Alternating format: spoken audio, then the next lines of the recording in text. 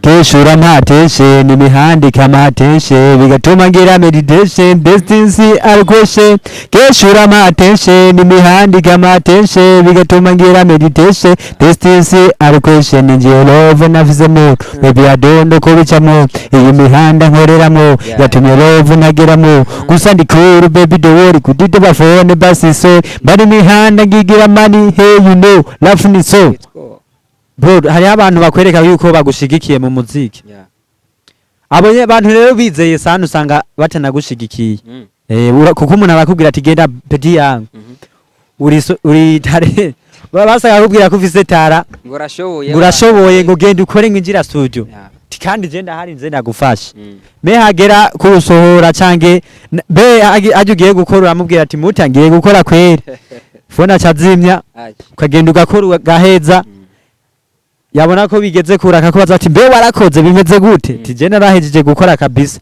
rero bisaba dukore support kunuko kugira bize bigende neza ugaje usanga naho je nageze gusohora ntibikubaye. Yo, what's up my people, titia mambo vipi ladies and gentlemen, j'espère que vous allez bien, moi je vais bien. C'est comme d'habitude imbere ya kamera kuri microphone za WAGOS TV show, je boy Khalid the MC cyangwa Khalid the promoter aka la favorite. Mu kiganiro cyo super show, kiganiro tukaba tubazaniramwe biganiro bigiye bitandukanye bimeze fresh very favorite.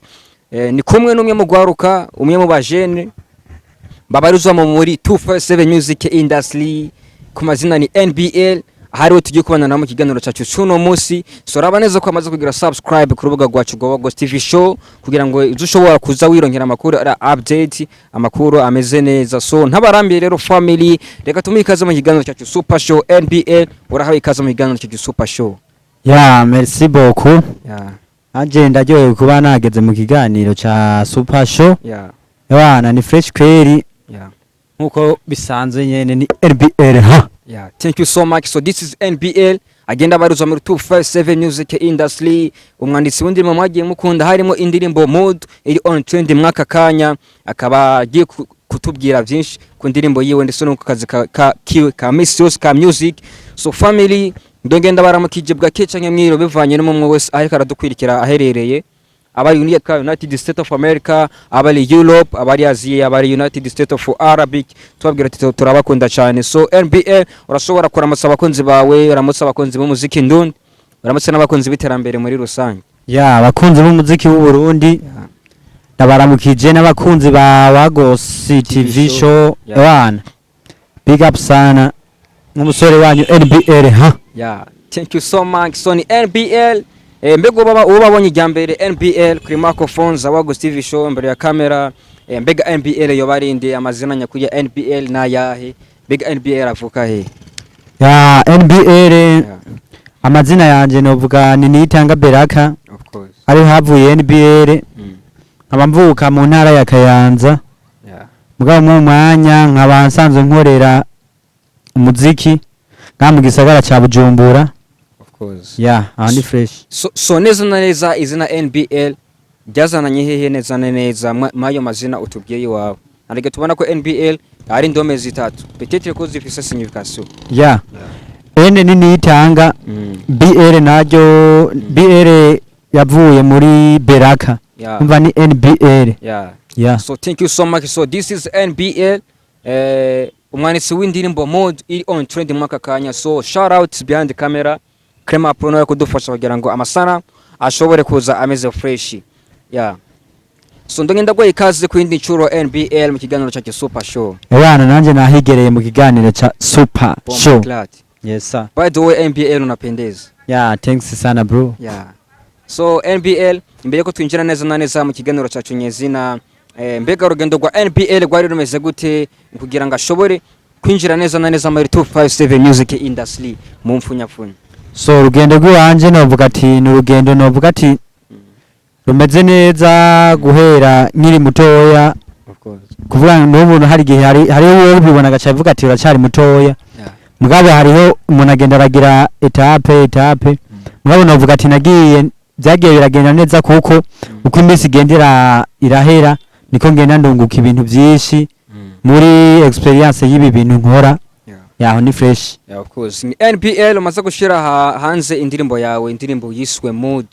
ya ugerageje kuraba indirimbo mood mu hanze yo bicyarikirwa gute ugerageje kuraba indirimbo yawe mood ivuka mu ntara ya Kayanza eske indirimbo yoba yakiriwe gute yoba iragenda ku rugero wavyivuzamwo eske tubameze gute NPL so indirimbo mu bisanzwe indirimbo navuga ati yakiriwe neza mugabo ntibiba bishimishije nkuko tubyifuza kuko tuba dushaka kurenza ko sana kugeza basi yaho umuntu akubera gumapambana mugabo navuga ati aho bigeze ndishima kandi ndabishima sana navuga ati rero ndashafise intambwe nyinshi zo gutera mugabo naho ngeze ndahashima ni fresh. Of course, so ni NPL maze kutubwira ko ukomoka mu ntara ya Kayanza.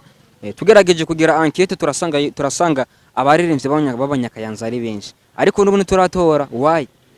Mu Kayanza hava abaririmbyi benshi.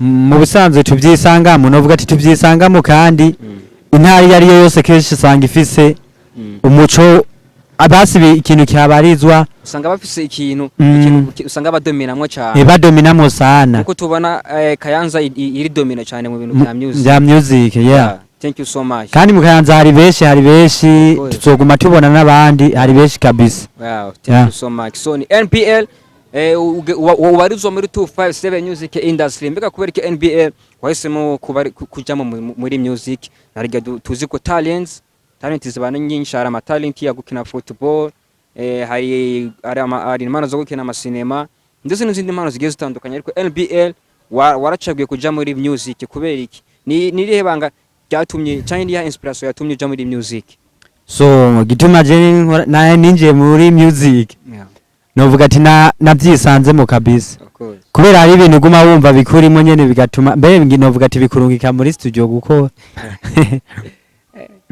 Noko ni ibintu wisanze muri nabyisanzemo kabisa kusanga winjiye nimwe ndani numva kweri turahuje sana nico kintu numva no mu mwanya nico kintu numva kimbiramo kabisa. Of course biragaragara ko hariho umunsi wa mbere wabona ko ufise talent hari umunsi wabona ko ati bino bintu jewe ni ibintu by'iwanje ndabishoboye mbega hari ryari byagenze gute kugira ngo NPL ashobore kubona ko afise talent yo kuririmba yuko ashobora kwandika music akaja muri studio ka recording je natanguye kumva ko noririmba ego narakunda ibintu by'umuziki kuva kera gusa natanguye kumva yuko noshobora kuririmba 2014 2015 ni naho ninjiye muri studio ndasohora n'indirimbo donc niho NPL yamaze kubona ko afise talent yo kuririmba yego kweli NPL kugira ngo rero twereke canke tumwesha abakunzi ba NPL canke abakunzi b'umuziki ndundi ko turi kumwe na NPL mwenyewe NPL ashobora kutugira freestyle gatonya ushobora kutugira freestyle y'indirimbo ubona iza kumutiva abantu canke tukatugerera freestyle y'indirimbo mode iri on trend numva ko ari indirimbo nkuru ya NPL makakanya so NPL this is your time yet go yo keshura mateshe nimihandi kamateshe bigatuma ngira meditation destiny alkweshe keshura mateshe nimihandi kamateshe bigatuma ngira meditation destiny alkweshe ninje love nafize mu baby adondo ko bicamo iyi mihanda nkoreramo yatumye love nageramo gusa ndikuru baby do worry kudite bafone basi so bari mihanda ngigira money hey you know love ni so yeah. Thank you so much. This is LPL. Ayanamye mu majambo tuzo gusanga mu ndirimbo mode. Indirimbo mushobora kuja ku rubuga rwa YouTube rwa NPL mugashobora gusupportinga umwana w'igihugu. Narajya mumva ko indirimbo mode irimwe amajambo agiye tandukanye muri NPL agiye kudusigurira kuri no ncuro. NPL ashobora gutumira abakunzi babona abakunzi b'umuziki ndundi n'abakunzi b'iterambere kuja gufollowinga indirimbo yawe ku rubuga rwa YouTube.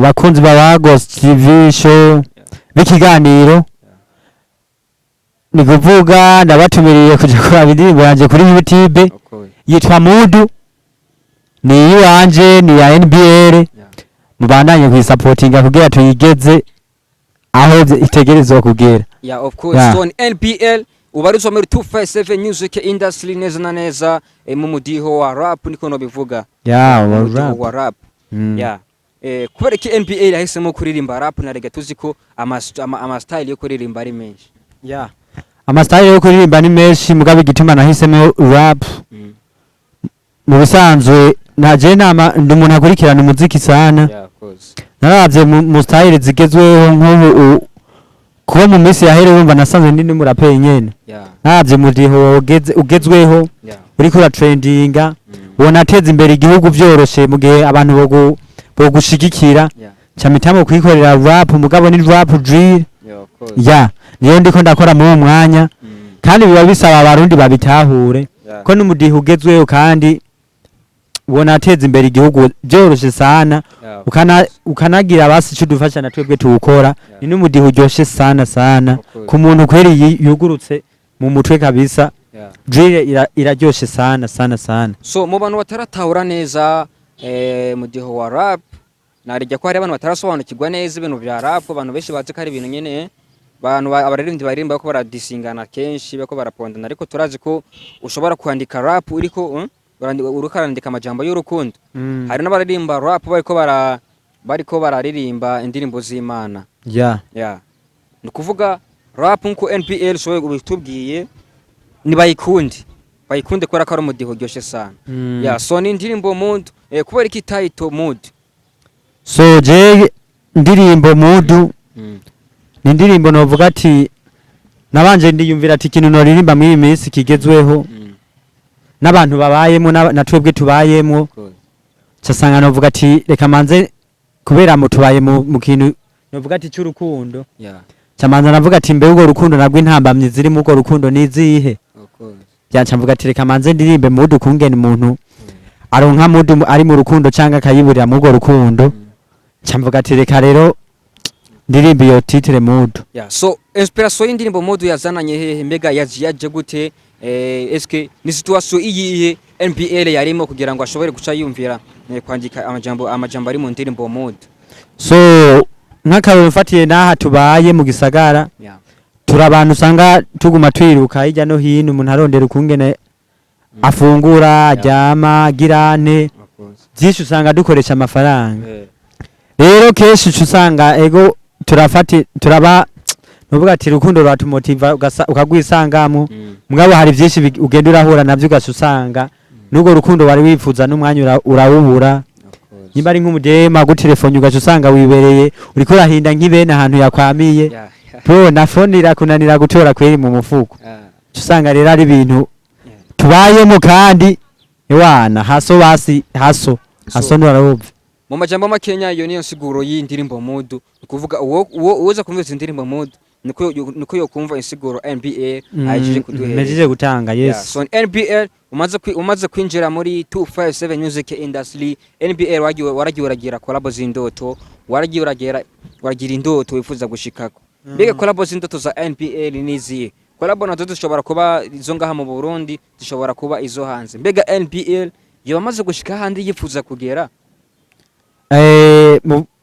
nka collabo y'indoto cyangwa hano nifuza kugera kora icindoto sinogikonsidera ko sana mugabo ahantu nifuza kugera sindahagera ndacafise intambwe nyinshi none asaba n'abarundi kuguma badutera intege turacafise intambwe nyinshi mu bisanzwe twihaye nka nivo y'ingazi ziduga hejuru rero mwizo ngazi turacari hafi sana kuko je nanje ndifuza kubona igihugu kiriko kira trendinga bro je no saba n'abarundi baze bararaba ibintu bigezweho barabe kweri Afrika hari ibihugu biriko birajijuka kabisa bafise impano ziriko ziraduga sana na twebwe mu Burundi turiko turaduga sana mugabo novuga ati twe natwe mu Burundi turacafise igikorwa kinini je nk'akarore no guha muri rap kweri turacafise inyota yo kubona rap irikira trading dukora ama concert y'abaraperi mu gihugu twitabirwa sana na reni bintu baragira nabo nyene sinovuga ati baragira mugabo rap natwe turacafise igikorwa kinini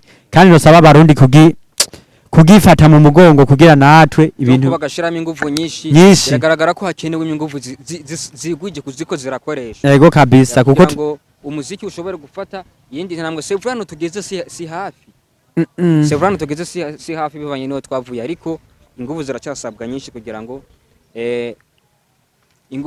dushobore gutera izindi ntangwe zisumutuma tumaze gutera muri rap ho novuga ati turaca gose kabisa gose. Yeah, so mbega NPL ugerageje kuestima percentage ugezeko bivanye n'iyo uriko uraja wowe ubona wowe bugeze kuri percentage zingana gute?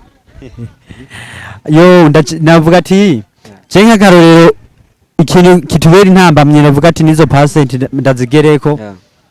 Ni kuvuga twebwe muri rap nk'akarorero nka je wenda umuntu aguma arondera yiga hirya no hino niga nkavuga ati iki gihugu kigeze ngaha nkaraba nko mu Madrid nkavuga ati UK state nkakoroka no muri Africa nkaraba ababanyi biki je ndavuga ati mu miririmbire ni fresh mu miririmbire ni fresh ndavuga ati ndakora sana nkagera mbere nkanavuga ati ndageze nkavuga ati aha nosoramo ibi nkavuga ati wapi mugabo rero natwe abantu bica bigera ni muri babanyagihugu bacu niho bigoye kubibatahuza kumva ko umuntu afise ubuhinga badushigikire natwe tuvuga ati ya review iranyorohera gushika nko kibazo cha studio nko kibazo cha video niho rero bigoreye mu banyagihugu. Mbega kugira ngo umuziki wa NBL ushobore kugera haya NBL yifuza kuko NBL ntavyonza ariko ndisure kufise vision anu wifuza gushika.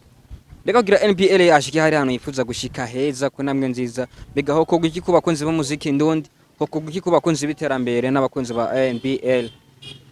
So jewe kintu ahantu mbona bipfira no vuga ati igihugu naco nyene kirakwiye kubishiramo intuze kubishigikira ubwo igihugu kitabishigikiye navuga ati nta hantu bipfa kugera kuko n'ibi bihugu byose byateye imbere nuko igihugu carabyoroheje kugira mu yandi majambo ababa bajeje izi domaine za music ngerabo kumviriza abaririmbyi ahantu bakeneye inguvu hama bakaza bagashigikirwa nibo bakwiye nubundi nibo bakwiye kubijamo nyene ni kimwe nabivuga ati igihugu kirakwiye kuja hamwe bakaciga babijejwe bakaraba bakabikubera ibi bintu ni ibintu vya mbere bibeshaho umuntu neza kandi n'ahantu uravye n'ahantu basi nk'abantu nke mu bihugu byateye imbere ahantu igihugu cagiye hamwe kikavyigako n'abantu babayeho neza uko bavyifuza kubera ewani iyi social media ni ikintu ca mbere iyi social media ni sawa kabisa.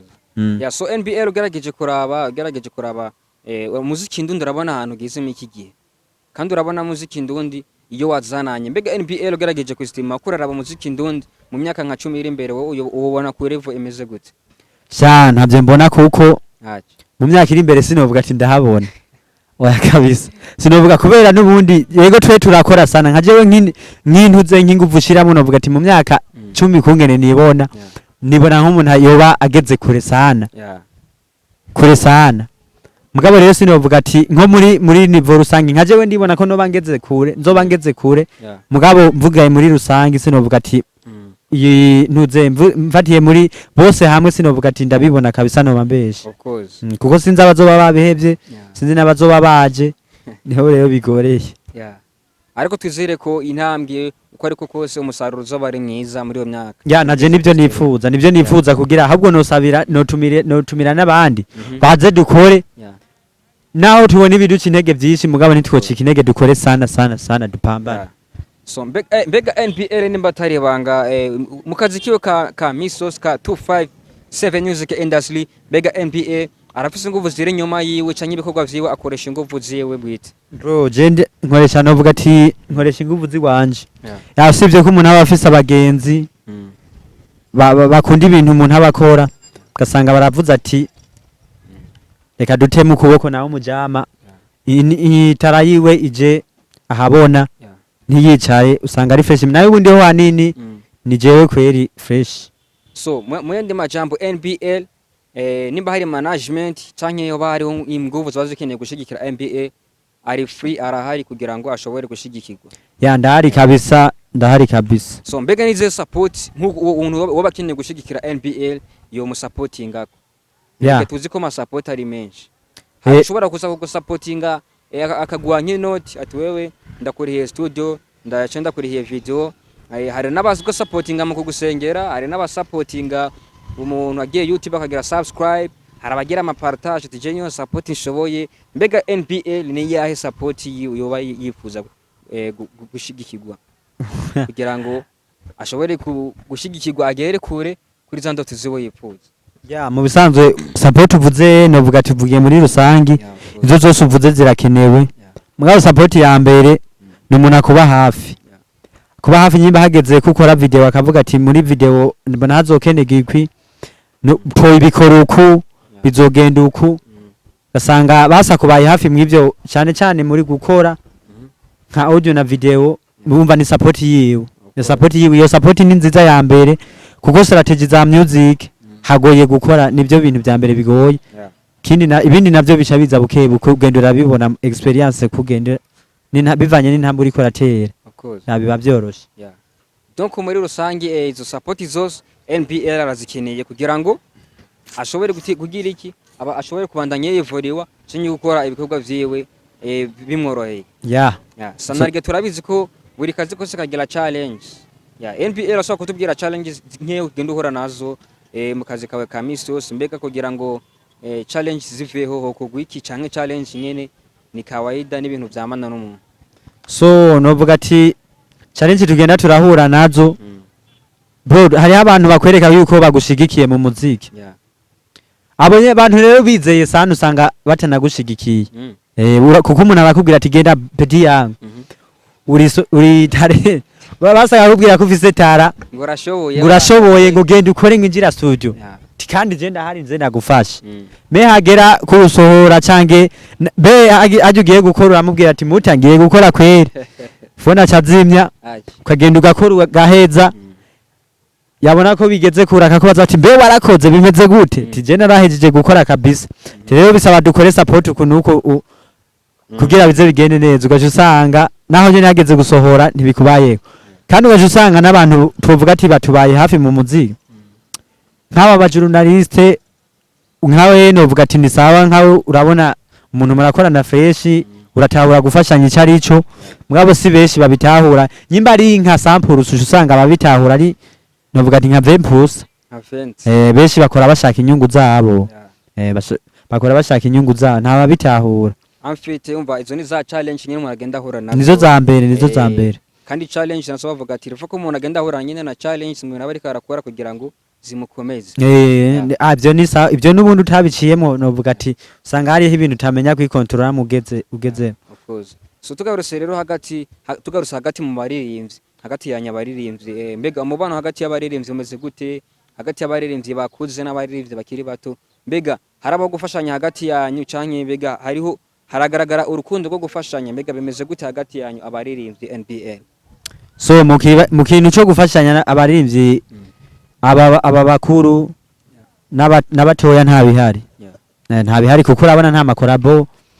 nta korabo nta mafici batanga menshi ndibazo urabibona nawe of course mbega none vyo babipfira he kugira ngo hari umuririmbyi ahetse kwandika ku rubuga rwa social media avuga ati abarundi nitwe dukwiye kubaka uruhome rutuzibira abo tuba dukwiye kubaka ikiraro kigira gute kiduhuza mbega iyo message NPL wo yivuga ko iki tugerageje kunganira hahandi nyene ku rukundo hagati yanyu baririmbye mu bisanzwe ikintu ca mbere mbona mu bisanzwe bajya baba bageze kure baba baciye mu challenge menshi bahura na byinshi bahuye na byinshi rero baravuga ati basi bajya novuga ati baba bari focus na ntuze na vision zabo cyo gituma je novuga ati umuntu ari hasi kandi natwebwe ivyo ntivyo tubabaza sivyo ahubwo biba bisaba novuga ati gutahura dutahurane mugabo nabo bavuze ati tuze turatanga tubaduze abari saba mugabo nabo batabitahura natwe tuvuga ati reka naco dukore